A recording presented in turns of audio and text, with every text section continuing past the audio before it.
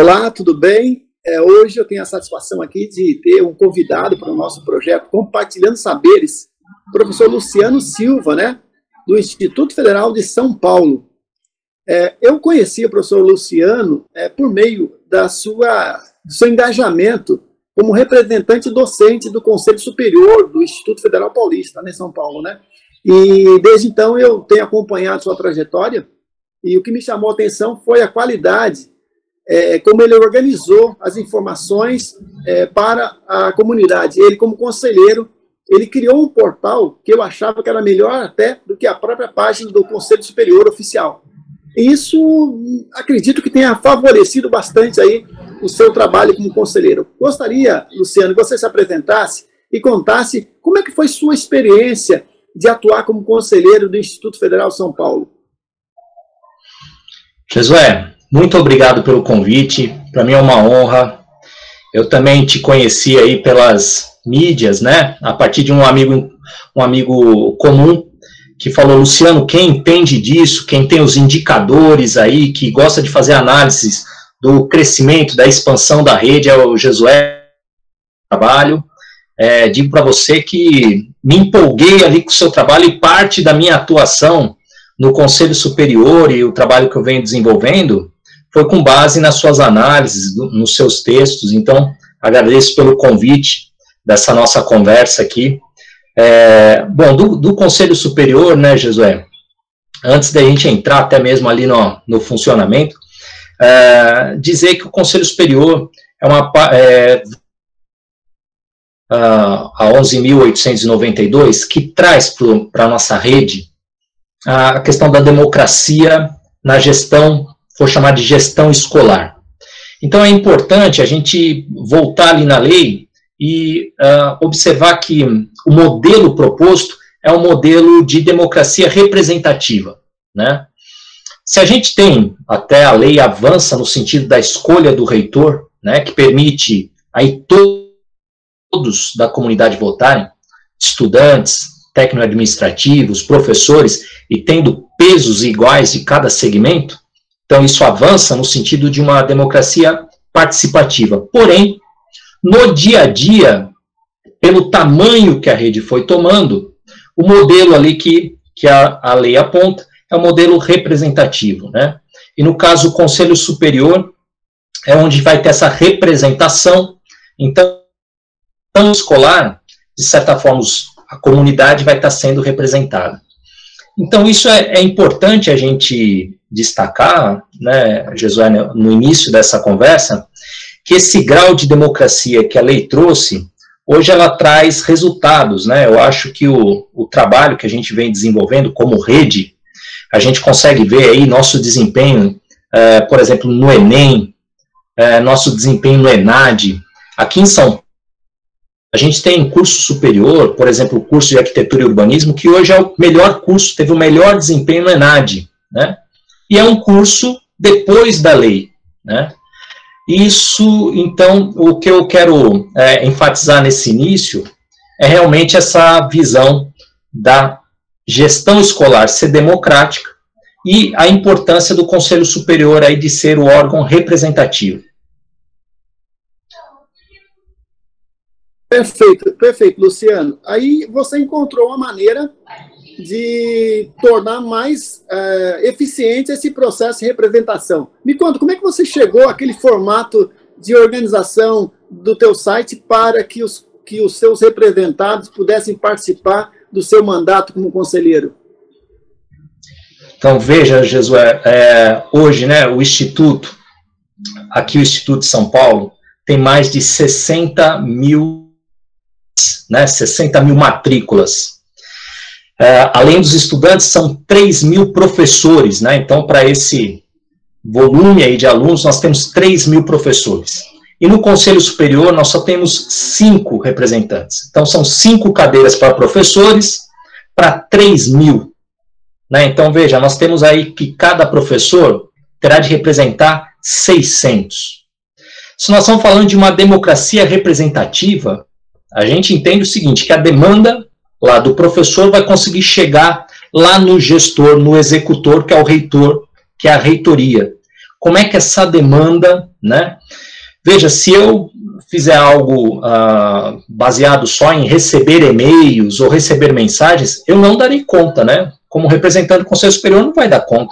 Você vai receber aí 100 mensagens num dia, você não consegue nem processar esse volume e dar.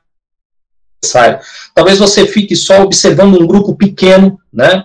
E aí você acha que aquele grupo pequeno, você está de fato representando a comunidade que ali te elegeu. Então, o trabalho hoje, na minha visão, e quando eu entrei lá em 2014 para o Conselho Superior, foi que eu tinha que dar o máximo possível de transparência em toda a documentação da reitoria. Isso é ali um site, e a ideia inicial do site foi assim, colocava temas institucionais. Então, algo sobre a atribuição docente. Então, se você chegasse ali no site, ia ter os temas debatidos. Atribuição docente. E tudo, né, todo o histórico. Então, nessa reunião foi discutido isso, na outra reunião que foi discutido todos os documentos, links para os vídeos, para eles entendessem o que era aquele tema. Assim como outros temas também, por exemplo, aprovação de projeto pedagógico.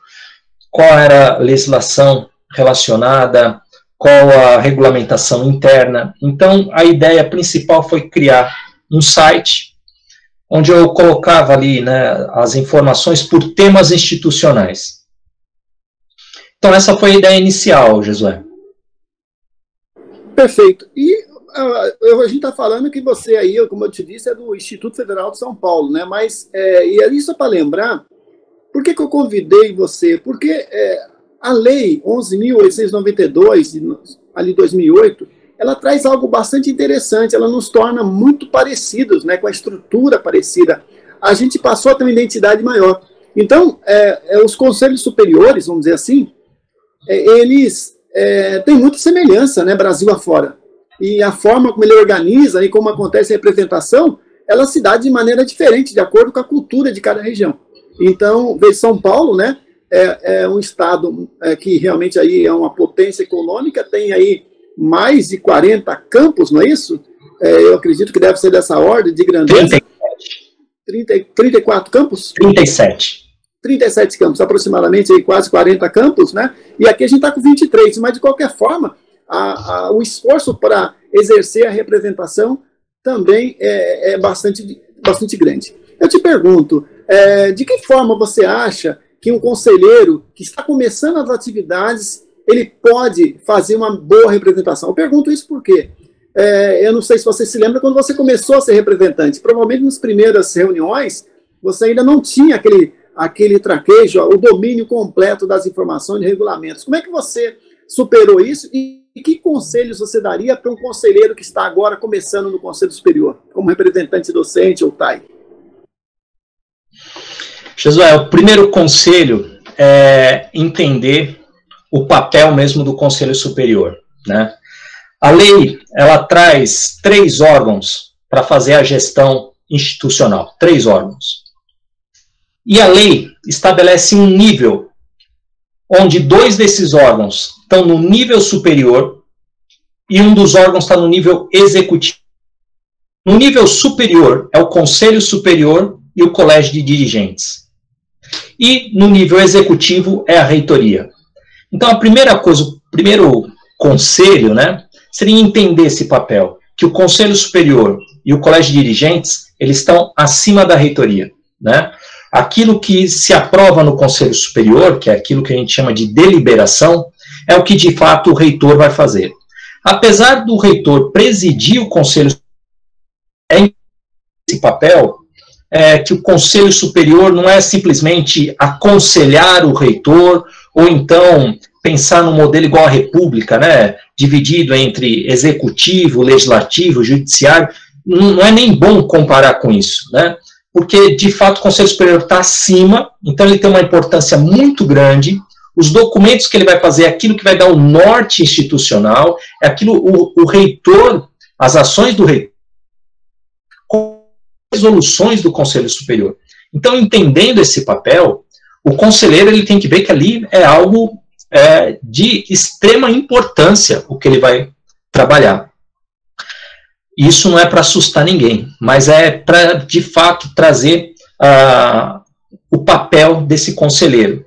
Estando nesse papel, o conselheiro ele tem que ficar atento a todas as ações que o Instituto está. Então, achar que puxa, aquilo vai ser votado, eu vou lá na sessão, né, na reunião, e vou lá dar meu voto. Não é esse seria um papel muito pequeno, e não é esse papel que está na lei, é muito mais do que isso. Então, tem que conhecer o Instituto como um todo, e aí acompanhar, né, a gestão. Como é possível fazer isso, né? De certa forma, toda o que a reitoria vai fazendo, todos os passos. Então, puxa, aqui tem uma portaria, aqui tem um regulamento, quais são os principais regulamentos, começar a olhar lá o estatuto, regimento geral, regimento dos campi, que portarias são feitas, tem que entender todo o conjunto da regulamentação do Instituto. Esse seria o passo inicial aí, Jesué. Perfeito. Eu vi que a gente tem uma diferençazinha de interpretação aqui no Instituto Federal Santa Catarina, porque aqui o Colégio de Dirigentes, ele é um órgão de assessoramento ao reitor, mas é uma diferença, obviamente, de entendimento entre a organização das reitorias, né? Outra pergunta, tem institutos que os conselheiros, eles são representantes, eles representam por região. Como é que você organizava aí? Como vocês têm regiões do estado, aí oeste, a leste, norte, sul do estado, os representantes, eles representam todos os docentes ou vocês se organizavam por macro-região para facilitar a atuação de vocês? Então, isso, Josué, não teve... o nosso estatuto, ele fala simplesmente o seguinte: cada campi terá no máximo um representante para cada segmento. Então, por exemplo, o Campo São Paulo, se for eleito um representante, ele será o único, não poderá ter um. Porém, a gente não teve esse modelo de pensar em regiões, né? Essa organização até agora não apareceu aqui. Eu acho que seria interessante, né, até pensar nisso. A gente teve algum encaminhamento, a gente chegou a ter aqui no Instituto São Paulo uma discussão sobre uma estatuinte, pensando num estatuto novo, e aí algumas propostas sentido. Eu acho que hoje o Instituto São Paulo precisa aumentar o número de representantes, né? Eu acho que é impossível trabalhar numa democracia representativa, né, como eu disse, com um professor para cada 600. É muito difícil, né? Tem que se pensar em algum outro modelo, com urgência, isso, para a gente, de fato, conseguir levar aí as demandas. Nós estamos aí jovens em relação à lei, né? Nós estamos aí com 12 anos. O que surge agora são divisões políticas internas, né? Então, grupos internos apresentando seus representantes. Então, aqui no Instituto São Paulo, hoje, tem um determinado grupo e o candidato já se apresenta, eu sou do grupo, então é por um grupo político e não por uma região. Mas existe uma política que talvez isso, na minha visão, possa diminuir um pouco o papel do Conselho Superior, né? Mas é um desenho aí inicial ainda, é a primeira vez que eu estou vendo esse movimento aqui no Instituto São Paulo. Perfeito. Eu estava aqui pensando, enquanto você falava, né, da possibilidade, talvez, aí de você ter subrepresentantes, né, porque hoje a representação por câmaras, né, ela acontece em alguns assuntos, né, mas eu estava pensando, você disse que, poxa, um conselheiro para 600 professores, né, na representação docente, né, poxa, quem sabe aí cada conselheiro tivesse alguns subrepresentantes, pessoas que ele pudesse, que fosse de cada campus para lhe dar subsídio para discussão, mas isso é uma questão para pensar, obviamente, aí para o futuro, né? Vocês organizam o consup de vocês aí por câmaras temáticas também? Vocês fazem esse tipo de discussão? Não, Josué, aqui a apresentada pelo reitor, ela não vem setorizada, né? Então, As reuniões são cansativas, elas são reuniões ali de 4, 5, 6 horas, chegou a ter reunião de 8 horas, né? Isso, é claro que o debate tem que ser importante, né? Não tem como cercear o debate, mas acaba sendo uma reunião complicada. Aqui no Instituto de São Paulo, teve a ideia de fazer a transmissão de todas as reuniões. Eu não fui um entusiasta disso, eu acho que a gravação fica lá, poucas pessoas acessam, né, não é a melhor forma de você levar. É importante como um registro, né, do que foi feito, mas isso pouco gera o debate tão necessário. Isso que você falou de subrepresentações, veja, aqui no Instituto já teria um determinado modelo para um novo estatuto, que é o seguinte: cada campus aqui de São Paulo, ele tem um conselho de campus, que chama CONCAM.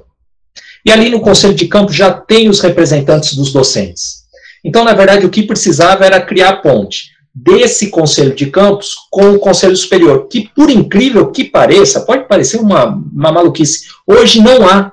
Né? Então, por exemplo, precisaria ter um fórum que unisse quem são os representantes no conselho superior com os representantes de campo, e aí você teria toda a comunicação, e isso fluiria muito melhor.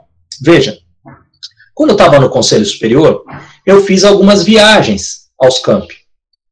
Porém, não há nenhum adicional, né, de salário para essas viagens. Mas uma viagem dessa aqui em São Paulo sai 500, 600 reais.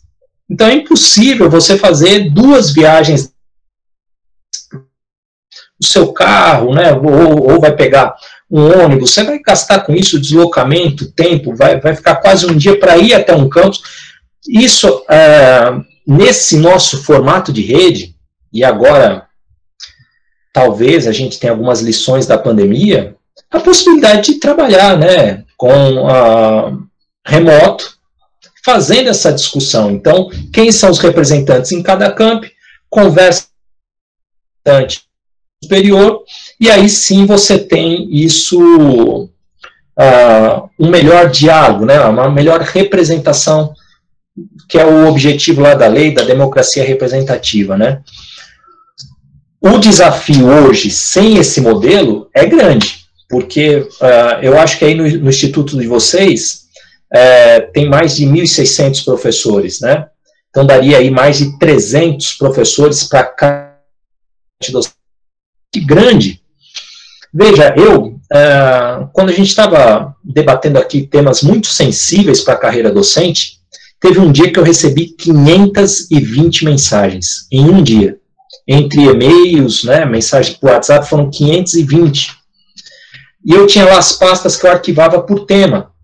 10 pessoas perguntavam, você não me respondeu. Não tinha como, isso daí eu estou falando num dia. Teve um dia de uma às 30 horas, os servidores técnico-administrativos, que eu tive 2.000 interações na rede, né? Então se torna impossível se você não tiver, de fato, como dialogar com essas pessoas. E aí, eu digo, se a gente está aqui debatendo o Conselho Superior, para um reitor desses institutos, é totalmente impossível. O que eu sinto hoje, parte dos nossos gestores, sabe a discussão ali na base, porque está muito distante, né? Perfeito. Eu vejo, então, que você tinha esse hábito aí de circular aí também para os campos, né? Mas é que o representante deveria ter um apoio maior, carro oficial, liberação de carga horária, né? Diária e passagem, porque realmente ele faz um serviço para a instituição como ordenador de despesa e é responsável também pela gestão da instituição, né? Pelo que eu vejo, a gente, assim, diante desse cenário que a gente vive no Brasil de pandemia, é uma tristeza muito grande que está acontecendo, né? E uma lição que a gente tira é que reuniões via webconferências, elas podem ser também aliadas, né, para a gente melhorar a representação. Você acha que depois da pandemia esse modelo vai facilitar o trabalho dos conselheiros? Josué, veja, as reuniões daqui de São Paulo já eram muito complicadas. você tinha, por exemplo, gente do norte do estado, do sul do estado, levavam 10 horas para chegar na reunião, né, sempre com reuniões presenciais.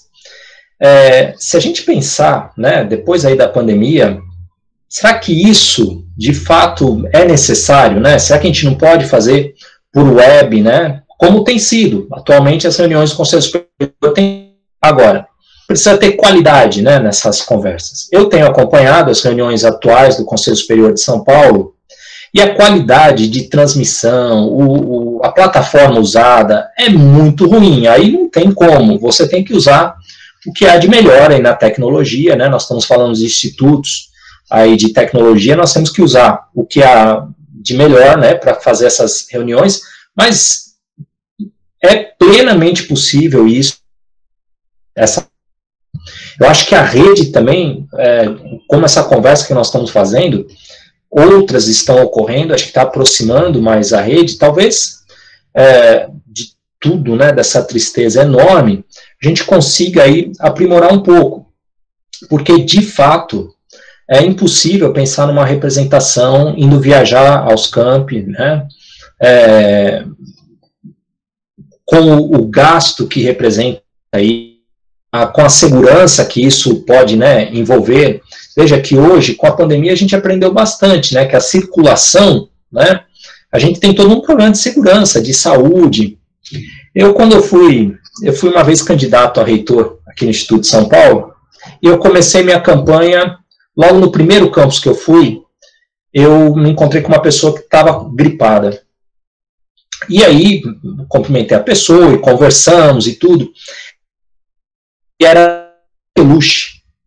Eu peguei, praticamente não pude depois fazer minha campanha, porque fiquei praticamente 2 meses, e passei para minha filha. Veja, isso nós estamos falando antes, né, do contexto da pandemia. Então, até em relação a isso, a gente pode pensar em aprimorar aí os mecanismos de representação com o uso de webconferência. Além da webconferência, aprimorar os sistemas de...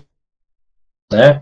Aqui no Instituto, a gente teve uma votação usando a web, né, a votação para reitor, e acho que a gente pode usar mais mecanismos desses, né, para saber o que de fato a comunidade dos nossos institutos querem.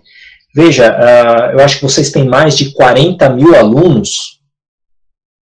O diálogo com os alunos, como é que vai ser feito? Como saber, né, o que esses alunos esperam da gente, se não tiver uma plataforma ali de...